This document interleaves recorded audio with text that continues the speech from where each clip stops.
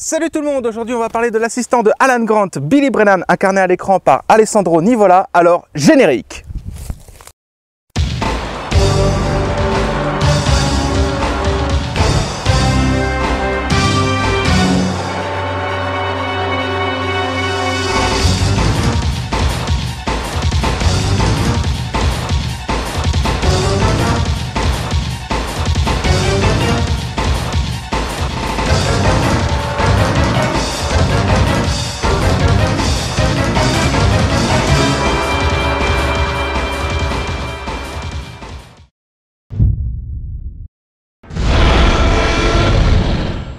Première apparition de Billy sur le chantier de fouilles. Stop.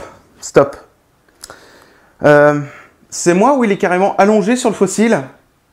Alors, tu fais ça en vrai, t'es banni du chantier de fouilles immédiatement et t'es banni de tout chantier de fouilles à vie. T'aurais pas fait ça en Jacques Charente, hein. Ta première seconde d'apparition et c'est déjà du n'importe quoi. Bref, passons parce que là ce n'est que le début. Bref, il explique à une étudiante comment différencier une roche d'un fossile. Eh bien, techniquement, tout est roche et le calcium dans l'ossement est remplacé pendant la fossilisation.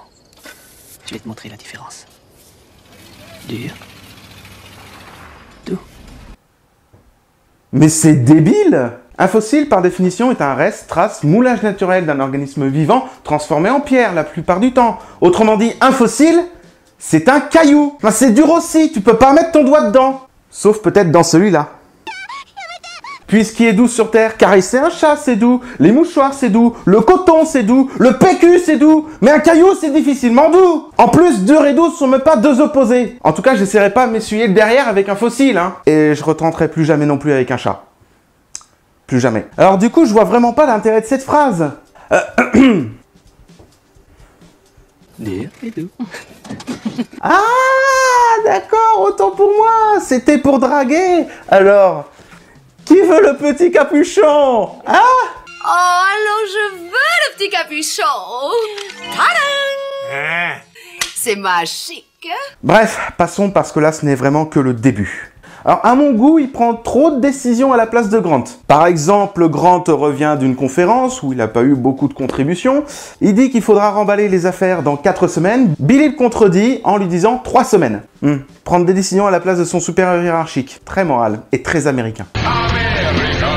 Et quand Paul Kirby arrive, il veut faire une proposition à Alan Grant. Rien de sexuel là-dedans. Grant refuse poliment, mais Billy accepte à sa place. Putain, je te mettrai tout ça à la porte, moi. Mais il n'y a pas de porte là où ils sont, et en plus ils sont dehors. Ah, c'est pas une excuse. Bref, départ pour l'île. Même avec ce que je te paie, tu pourrais t'offrir un sac mieux que ça. Pas question. C'est un porte-bonheur. Oh, pitié, le coup du sac porte-bonheur. Ah, mais achevez-moi.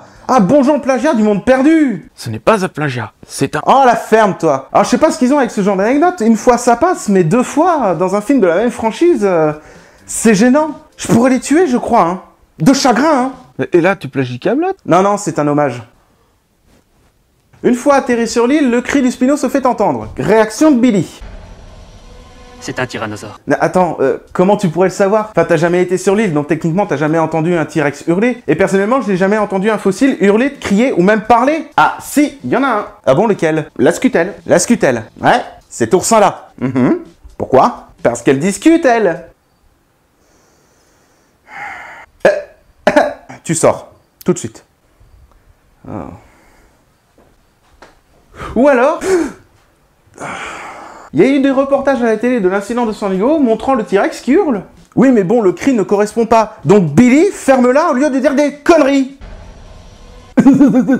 Alors oui, Billy, quand on connaît un minimum les Raptors, ne serait-ce que théoriquement, et quand on connaît aussi un minimum son chef, Alan Grant, et le traumatisme qu'il a vécu sur Isla Nublar, la chose à ne surtout pas faire aussi, c'est de voler des œufs d'une espèce aussi dangereuse que les Raptors. Et il s'est peut-être dit que les Raptors n'allaient pas les poursuivre juste pour 2 œufs, il s'est certainement dit que c'était pas logique. C'est vrai, oui, effectivement, à sa décharge, il n'avait pas prévu qu'il serait dans un scénario pas logique à la base.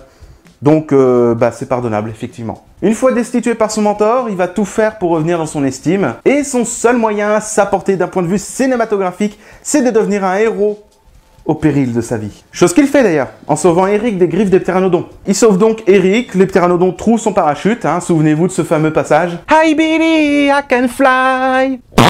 Avant de tomber dans la rivière et se faire littéralement charcuter par les pteranodons.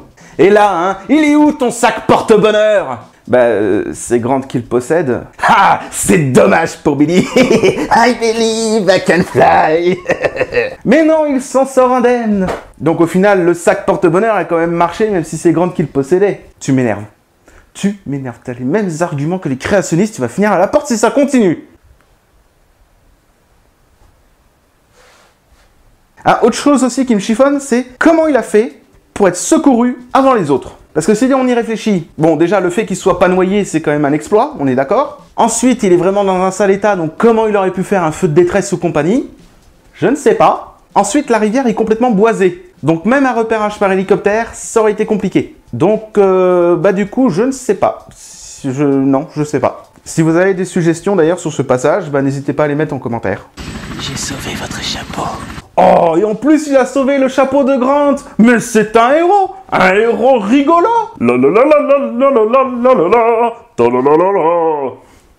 En bref, Billy Brennan est Dark Vador. Hein, quoi? C'est un gars bien au début, un peu fougue, qui fait un peu n'importe quoi en pensant qu'à sa personne. Et une fois destitué par son mentor, il se perd en chemin et devient un héros à peine en vie à la fin. Alors, d'un point de vue cinémato, ça devrait marcher, mais là, bizarrement, pour Billy Brennan, ça ne marche pas. Non, mais sérieusement, même à vous qui avez aimé Jurassic Park 3, est-ce que vous êtes vraiment attaché à ce personnage? Il est absolument pas développé, il n'a aucun charisme, il dégage rien du tout. Et franchement, il serait mort à la fin, dommage pour le personnage, mais sinon, à part ça, on s'en fout, non? Mais Dark Vador, il meurt pas à la fin? Voilà pour aujourd'hui pour Billy Brennan, on s'attaque à un prochain personnage qui est... qui, déjà? Devine. Un indice? Non! Non! Non! Amanda! Kirby! Why did you say that name? Et là, tu vois, tu peux t'abonner à la chaîne. Tu peux aussi mettre un pouce bleu là, et un commentaire ici. Et tu peux aussi partager la vidéo. Arrête de rigoler, t'as l'air conne. Oh, un écureuil!